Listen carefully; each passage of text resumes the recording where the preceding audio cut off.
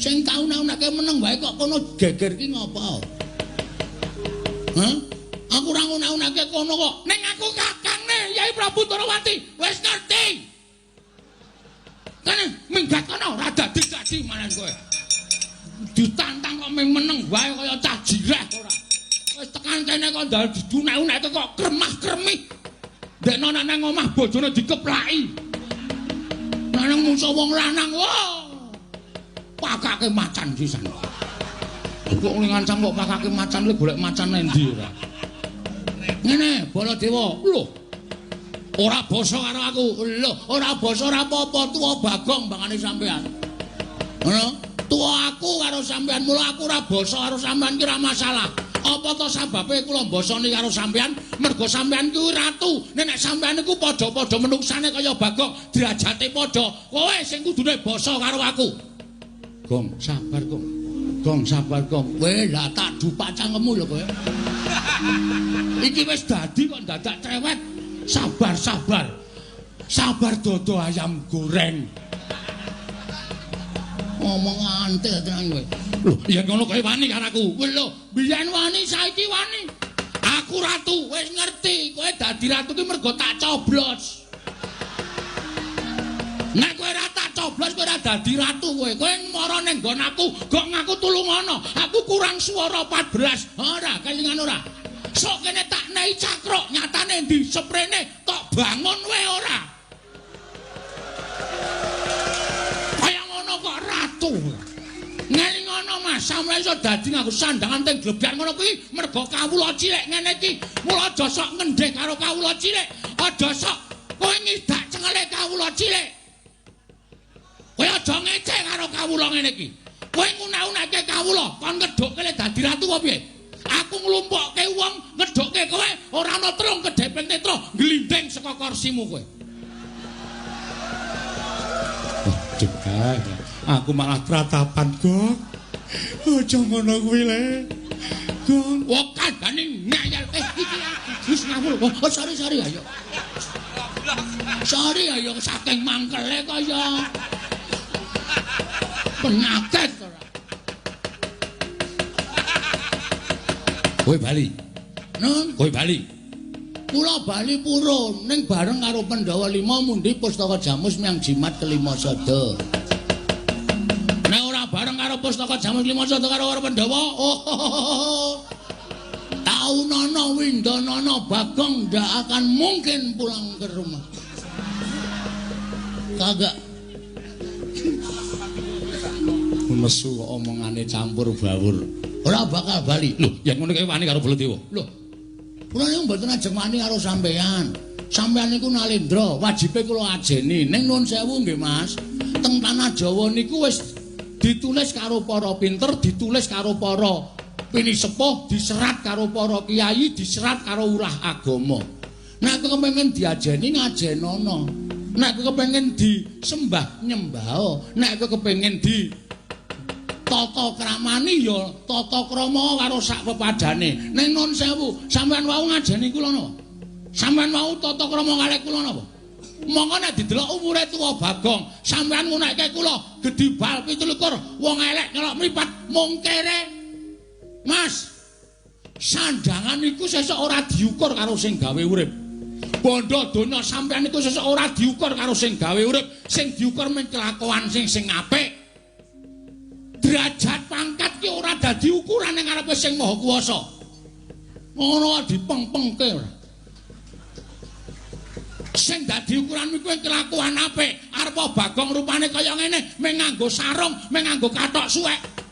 Sampeyan nganggo busana keprabon ning iso sesuk waktu di sana sampeyan tak nggo ancek-ancek mlebu swarga. Sampeyan sing tak ndelepke ning neraka. Mergo sampeyan duwe derajat pangkat dienggo ngendak wong sing ora duwe kaya ngene iki. Penyakit. Manusia macam apa kamu? Manusia macam-macam ya? Koko Prabu sampun mangke mindak mboten kan Gusti. Aku ora trima. Iki nek arepe piyayake aku diundang-undang karo Bagong, malah diundhomono karo Bagong. Kowe saiki bali kono karo bapakmu. Kowe bali kono karo bapakmu. Bapakmu ki wong kere, bapakmu ki gedhi bal 17. Wong bapakmu ki wong elek nyolok mripat. Bapakmu ki meng batur arep bangun kayangan ki sing guragak apa? Bapakmu wong ora gablek apa-apa. Kon ngilo karo gitoke, kon ngilo karo cengele Semar. Duwe gegayan bangun kayangan, cebol kaya wulan wutong ngitung lintang tangi kelakone cepak wurunge. Sampeyan saya gawe mangkelku lho iki. Ki nun sewu nek aku wis ngilangi tata krama. Gong gong gong gong pamut ndasmu lho, Tru. Iki aku wis nesu tenan. Kowe ora nesu ya bapak dunekke wong gedibal 17. Nek ade sing dunekke kowe ora masalah. Haromae.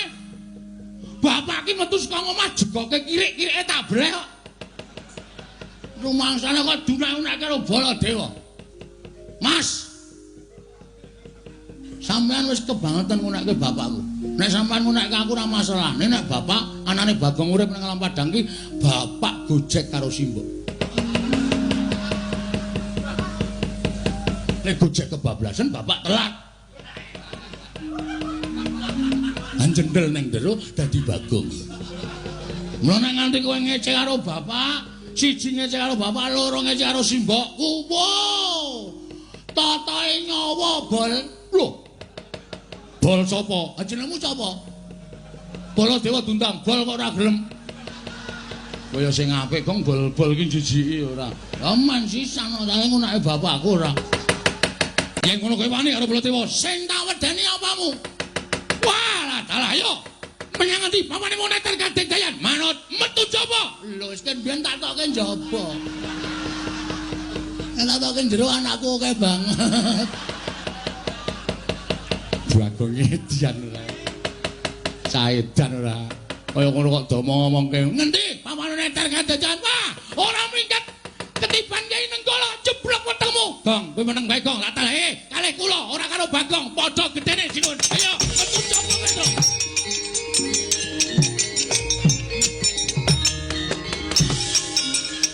Wah, anu semare cakaran kertane bawane segala.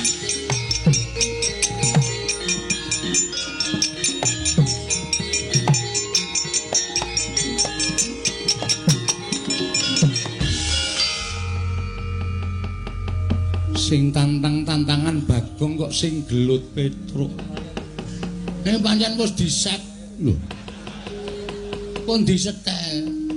Kula tenggalan wau pun Kang Senan kalih si Petruk, Tru ngono nang kono gawe dadi geger mergo iki sediane bapak yo ora baen-baen. Terus kula mandheg kalih Petruk kalih ngombe wedang teng angkringan. Ngene wae Tru, gandeng nek nesu ki wangun aku mbangane kowe. Nek gegeran sing nesu aku ning nek gelut kowe lho, Tru. Oh ya, siap. Ngoten niku mula niki wau janjane pun disutradarai. Oh. Karo sapa? Kalih kula kalih Petruk. Iya, Bagong. Nggih. Lah terus kowe arep ngopo? Ha niki ngaten mawon, prasaja blak kotang terus terang gandul. Gandeng Petruk wis entuk mungsuh. Iya. Baladewa niku kakangane Kresna, Petruk kakangane Bagong. Pripun nek sakniki digawe kakang mungsuh kakang, adi mungsuh adi.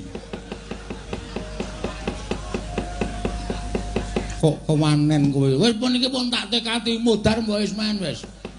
Mati kula wujuti ra apa-apa ning omah ya mung dolen uyak-uyak mendring kowe kok. Esuk 2000, awan 2000. Sore 2000, entek-entekan tenan. Kon kula tinggale modar mawon. Lho yen kowe arep wis niat arep tekaning pati nantang Koko Prabu Kresna, apa kowe wani? Lho wani nantang ora wani temandange piye? Koko Prabu wonten dawuh dipun tantang Bagong. Kowe nantang aku kok. Anak kono wani? Lho nek aku mesti wani wong aku ratu kok ditantang ora wani iki terus aku dudu ratu. Hah, nek ngono dadi iki. Iya dadi. Nek pancen wani madhep rene, aku ngungkurke ratu dosa kuwalat. Tak wenehi palilah, Yayi nyuwun palilah Bagong supados madhep mriki. Bagong madhep Omrana. Siap. Gayeng iki. Baladewa mungsuh Petruk, aku mungsuh Kresna. Ya mung kari tumbuk bejane sapa sing entuk kanugrahaning Gusti. Bengi iki nang kelurahan Hargamulya. Kresna kalah karo Bagong. Wah, ngendi tak pasangi pamflet. Kresna KO ronde ketiga. Edan kowe. Ora edan serius iki. Wong arep gelut kok dadak guyu barang edan kowe. Ora dadi gelut nek carane ngono. Iya.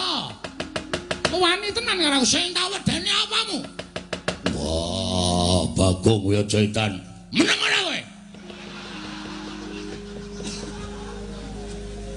Oh, bolok anto, Werkudara to. Wah, ngapunten dandan ngapunten. Oh, edan karo bendarane. Niki ajeng lagi ajeng gelut. Aja wani karo Kresna. Pun to sampean menawa mawon. Werkudara meneng aja melu tak jajali Bagong. Semangkean temen. Amen. Ya semangkean. Lho, aku semangkean apa? Nyilih pustaka Jamus Lima Sada. Arep tak nggo tumbal. Ayo. Apa pancen negaramu ke Taman Pageblok apa piye? Lho, negaraku ke Taman Pageblok. Buktine apa? Buktine kena dibuktekake ning negara Ndarawati. Oke, ayo rono. Lho, aku lagi tekan kene sawetara. Kok dadak kon bali? Aku kesel Bagong. Nah, iki ketone arep ngapusi. Ketone arep ngapusi. Wis ngene wae. Kowe karepmu piye? Ngene wae. Kowe karepmu piye? Lho. Nek kowe mau nantang karo aku tak ladeni piye? Oke, ora masalah. Aku ya ora wedi karo kowe. Iya. Ayo, nek pancen kowe duwe kadigdayan ketokno. Oh, aku ora tau duwe kadigdayan. Aku ki kadigdayanku ping buruk. Pokoke wani ngono wae. Aku duwe pusaka. Oh, enggak ora wedi aku. Tiban senjata cakra mati kowe. Wit. Kok nganggo cakra barang? Wong janjine ora nganggo pusaka kok. Lho, duwe pusaka ora digunakke iki kepiye? Tak tibani Jata Cakra kowe mati. Kowe sadurunge nibake Jata Cakra, kowe tak tubruk. Tak ingel-ingel tak tekak mati. Aku ora iso mati. Lho kok welane iki. Kok iso ora iso mati? Lho, aku duwe pusaka Sekar Wijaya Kesuma. Iki tak nggo cundhuk. Nek aku mati urip meneh. Wah, Nding. Wah, terus aku urip meneh kowe tak senjata cakra kowe mati terus tak uripke. Lho. Ya ora wong mungsuh kok duripke. Weh, ora nggo duripke barang kok. Ora. Waduh cilaka moko aku ki nek ora duripke ora urip. Tenan kowe yakin? Ora iso urip dhewe. Kowe iki wong edan. Dadi kula ora duripke. Ora, ya wis rasa perang. Lah, wong kaya ngene iku aku wis apal karo kowe iki senengane gojek karo sapa-sapa tok jagojek. Karo sapa-sapa tok jagojek. Werkudara bareng tok jagojek. Lah edan. Seprene urung dibalekke. Apa to? Rek. Lah. Satriya kok sing mikir rek. Wah. Nek alun-alun ketemu karo aku. Dheweke njilih rek aku. Rek gas. Tak silihi di aku dheke. Wah, seprene disak. Wong mungsuh wong kaya ngene kok ya tok ulungi lho. Wah, mung rek gas durus. Watu kok sesuk antar dikai gas kompor kae. Nggo nyumet rokok murup sak raine. Lah